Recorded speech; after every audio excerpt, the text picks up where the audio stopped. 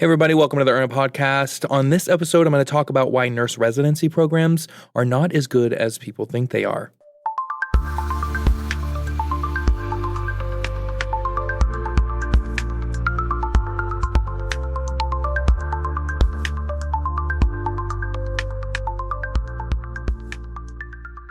Over 600 healthcare organizations use nurse residency programs to onboard new graduate nurses.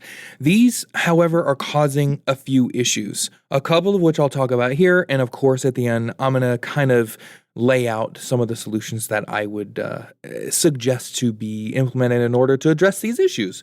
The first thing is, let's talk about the job market for nursing.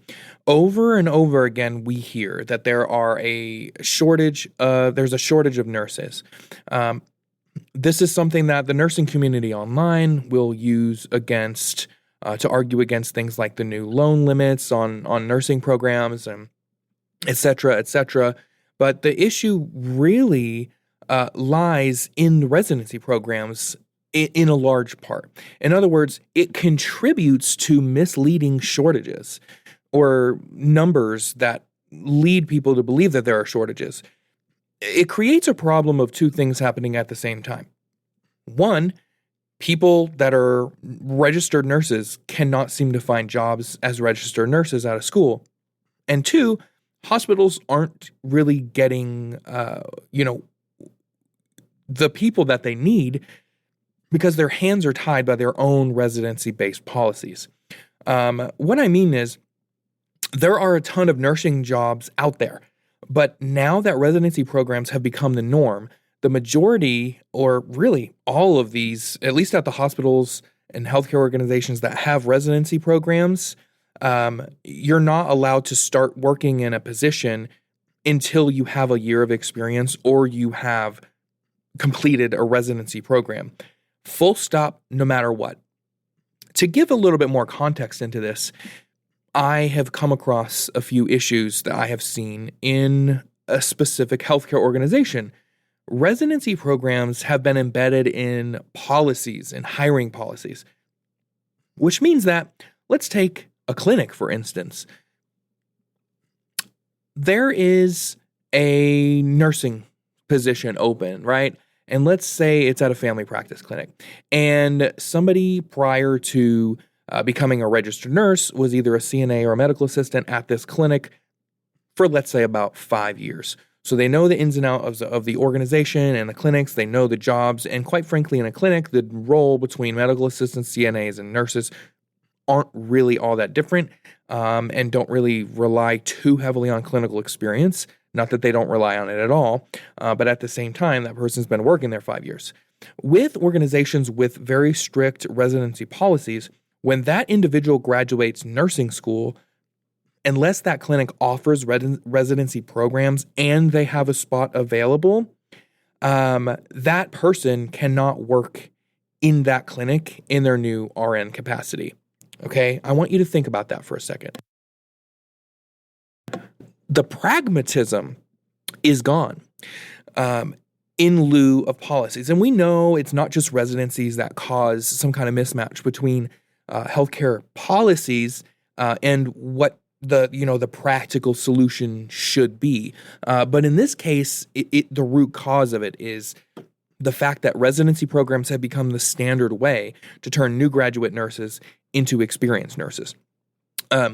This also means, again, that there are nurse jobs that cannot be filled, while at the same time you have a bunch of people graduating nursing school every semester that can't seem to get a job out of school. Because there are a limited number of residency spots, which there should be, that means that there are a limited amount of new people or new graduates that hospital can bring in. But at the same time, you have all of these people waiting, and you still have all of these positions that need to be filled by experienced nurses. So the entirety of residency programs are beginning to build up sort of a fake nursing shortage that doesn't really exist, and nobody's doing anything to kind of solve this problem. I think that's absolutely insane, right? So we need to think about that. The second big thing, second big issue that nurse residencies are causing or contributing to, and this is a big one, and this might be the kind of the main point, maybe other than cost. You know, residency programs are contributing to the underlying issues behind nursing school education. Okay. What I mean by this is, nursing schools do not prepare people to hit the ground running. And it's not the fault of the school, by the way. So I want to go ahead and say at the head of this, students are not being properly prepared to work in the field by the schools. But the schools are not the issue here. And I'm going to get into what the real issue is. But the reason why residency programs kick in is because they're like, okay, we're going to take that new graduate nurse and figure out this whole plan to transition a new graduate nurse into what we need a nurse to be on the floor.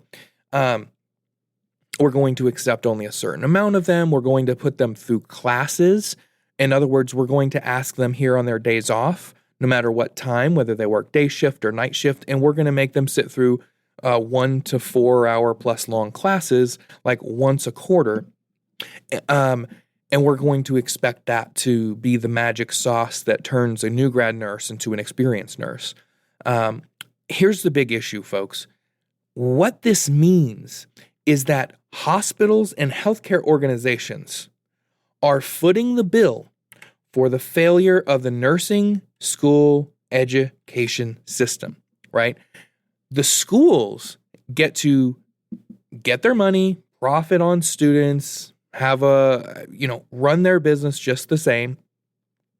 And the entire country is okay with, hey, now that student has gone through all of those things and paid all of that money and did all those clinical hours and did all of those tests and passed the NCLEX, thank you very much for this person that is still not prepared to work here at my facility. This is a problem. And this is a problem. It's not the job of the hospitals or healthcare organizations to bring these people up to the speed. It should be the job of the education system. Obviously, even with experienced nurses, you have onboarding when you go from one organization to the other, and even when you're going from one unit to the other, you kind of have to get the lay of the land. This is how we do things here. This is kind of the hills that we die on this floor. On the floor you came from, walking your patients before 8 a.m. wasn't a big deal, but here we're on this specific unit and our doctors require X, Y, Z. There are a lot of those kinds of things that even experienced nurses have to go through. So I have yet to hear a good argument for why healthcare organizations need to be investing a serious amount of time and money, and time is just basically more money, into bringing nursing students up to speed when they really should have been brought up to speed by the nursing programs, especially in the case where you already are doing clinical hours. Because the focus of school is really to get knowledge, at least insofar as you can pass exams and eventually pass the NCLEX, right? I won't go exactly into the joke that it is that, the NCLEX is what therefore says that you are a safe nurse, right? That is ridiculous in and of itself, and that's an entirely different podcast episode. So let me just go into what is the real problem. If it's not the schools, which it is not, here's whose fault it is. It is the fault of people that set the standards and control how nursing programs are run. Excuse me. Number one on the list, not the number one, the state boards of nursing, okay? These are the most important entities for the day-to-day operations of a nursing program. They are responsible for a few things: approving new nursing programs, setting educational standards for the state that they're in, ensuring that the curriculum meets the NCLEX requirements. If a school is not approved by the State Board of Nursing, its graduates cannot take the NCLEX licensing exam. Okay, so there's the first thing. Accrediting bodies. These are on a national level. We just talked about what's on a state level, State Board of Nursing, which is crazy that there are differences across the board in different states, right? Like different patients in different states deserve different levels of care and competency, right? But anyway, I digress. Accrediting bodies, right? So this is on a national level. These are responsible for, one is for bachelor's programs and one includes just any kind of associate's programs, right? So there's two primary accreditors, okay? Only two of them. The Commission on Collegiate Nursing Association or Education, CCNE, and the Accreditation Commission for Education in Nursing, or the ACEN. Now, the CCNE accredits bachelor's and graduate level programs, while the ACEN accredits all of the other levels, right, including associate's, diploma programs, etc. Here's the issue, folks. Already on a previous podcast, and I did a short, the data that tells you BSN nurses have, are associated with better patient outcomes with associate's degree nurses, that data comes from the Commission on Collegiate Nursing Education, which are the primary accrediting body for bachelor's degree programs. And if that's not bias, I don't know what is. But again, I digress. So we have the state boards of nursing that sets some standards, and we have the accrediting bodies, okay? We have National Council of State Boards of Nursing, which provides different national guidelines for state boards to maintain consistent standards across the country. So some can go above and beyond the standards that the NCSBN, kind of sets, but you can't fall below a certain threshold. It's basically gets everybody together and said, this is the bare minimum for every single program in the entire country, no matter what. Now, a state board of nursing can require more if they want, but again, it's not required. Okay. Then we get into the problem of ranking nursing schools. I'm going to go through this real quick. U.S. News and World Report. Annual ratings of BSN programs, MSN programs, and DNP programs. This is based on peer surveys from nursing deans and faculty. Okay. Niche.com ranks schools based on data from the U.S. Department of Education. Listen closely, focusing on factors like net price, student life, and program quality, whatever program quality means. Nurse.org, SAD. This provides ranking of top nursing schools in the U.S., highlighting NCLEX pass rates, tuition costs, and reputation. I'm going to say that one more time for everyone. Highlighting NCLEX pass rates, tuition costs, and reputation. There's a bunch of different specialized ranking sites like Advanced eClinical Training Report. These are factors like student to faculty ratios and school reputation. Again, we don't know what the school reputation is based off of from each one of these organizations that are ranking the nursing school. So here are the four main things that ranking is calculated on. The NCLEX RN pass rates. In other words, the percentage of graduates passing on the first attempt. Faculty credentials, which are the qualifications and experience of the teaching staff. Reputation. These are based on, and it says here, surveys among nursing professionals and admissions selectivity. In other words, how hard is it to get into the program? So, did I read anywhere in there patient safety, patient outcomes, anything to do with patient-centered care? Anywhere. I did not. So, the people who are setting the standards, governing those standards, and ranking the schools based on a different set of standards, none of them have anything to do with the ability of that nurse to perform safe nursing after they graduate. Now, a lot of the opposition will say that's what the NCLEX is for. If that's what the NCLEX is for, then get rid of all required clinical hours in all nursing programs and put your money where your mouth is. NCLEX has nothing to do with it. NCLEX is, how to take an exam, a very specific exam, in a very specific way. Okay. It has nothing to do with how effective that person is at performing the jobs that a nurse would perform.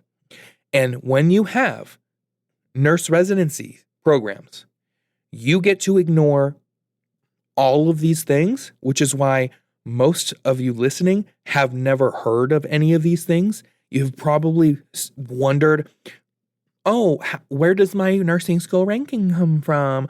Where does this come from? Where does that come from? Why is it that we have to do this amount of clinical hours? Why is it that we have to do this amount of assignments? Why is it that, this is why, and it has no connection to what is necessary by the healthcare organizations that are going to be taking these new grad nurses, right? The needs of the healthcare organizations are not being met by the schools. But instead of fixing the educational system, again, the schools aren't the problem.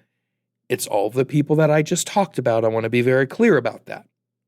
Okay? The schools are all doing at least mine is, and a lot of others, are doing the absolute best job that they can do given the circumstances that they are given and required to follow by all of the folks that I just talked about. The people that need to be held accountable are the state board of nursing, the accrediting bodies, and all of the people that think that they have a right to rank nursing schools, which, by the way, has a factor into things like reputation, has a factor into things like the overall quality of the graduates from that school. Because if some other one of these stupid websites decide to rank a nursing school really low, not a lot of people will want to go to that nursing school. It will not be as competitive. That is, ding, ding, ding, admission selectivity. That school will get a lower quality of overall applicants, which means a lower quality of students, which means lower NCLEX RN pass rates. Lower, lower, lower. If you have all of these things low, then you don't need highly qualified and experienced teaching staff. Low, low, low. And then when you have a school that isn't very competitive, not hard to get into, has low NCLEX pass rates, and has unqualified faculty, then you get a lower reputation. And do you see the problem here? Is that these factors used for ranking are affected by the ranking themselves? And you see how this is circular here? So I'm going to rank this nursing school way on the bottom of the list. Well, guess what? Now you get less competitiveness. Now you get lower reputation, lower NCLEX pass rates, and lower quality faculty credentials because less people are going to the school. They have less tuition costs, and they can't attract the people with the qualifications and experience that they need in order to get higher in the ranking. These rankings aren't too volatile from year to year. And one of these listed, and I just want to take this a different route for just a second. I want you to think about the number one nursing program in the country of the United States. What is it? Let's take a look. I think I know what it is, but I'm going to make sure it hasn't changed. I thought it was Yale RN program. Okay. The number one ranked RN program in the country. Penn. Is that what it is? Penn Nursing, and then Johns Hopkins University. Now, I'm going to take University of Pennsylvania nursing programs, RN program, and we're going to say cost. And we're going to just see how much this cost. Wow.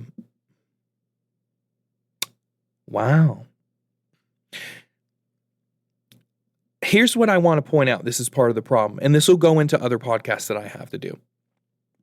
The number one ranked nursing program in the country, University of Pennsylvania. Tuition, listen closely, $65,670 per year, an additional $8,308 in fees, Estimated total cost per year, including housing and food, is over $80,000 a year, not including health insurance.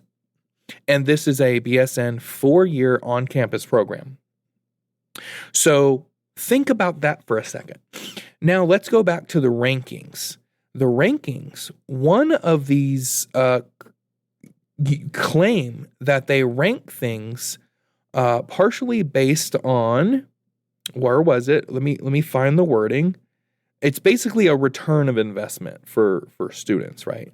In other words, okay, here it is. Net price. Okay? Net price. There's no way that you could say it's a good thing for any program to be charging over, almost $70,000 per year to become a RN, because RNs that graduate from University of Pennsylvania, RNs that graduate from Johns Hopkins University, maybe they'll make slightly more depending on where they go. But you think that my HR department that I work with is going to look on that resume and said, oh, they went to Johns Hopkins University. Instead of paying them like $45 an hour, I'm going to pay them $80 an hour because they paid like $80,000 a year in tuition and they have to make up for it. And I guarantee you, even if they graduated from that program, guess what they're going to have to do? This goes back to the beginning and the whole purpose behind this podcast. They're going to have to complete a residency program. So even the top rank of nursing programs in the country just show how crappy the system really is, okay? Because they'll still have to complete a nurse residency program for over 600 healthcare organizations. So, now, a third kind of issue is obviously the cost. I'm going to gloss over this a little bit because getting into the exact kind of details of this, you probably don't care about. But the cost is currently on not even the RNs, not even on students. It's not on schools. It's on the healthcare organizations, and specifically the hospitals. So now the hospitals and healthcare organizations have to literally foot the bill financially and pick up the slack because the schools were not effective enough. You tell me why that makes any sense. And honestly, the issue lies in the fact that we have residency programs.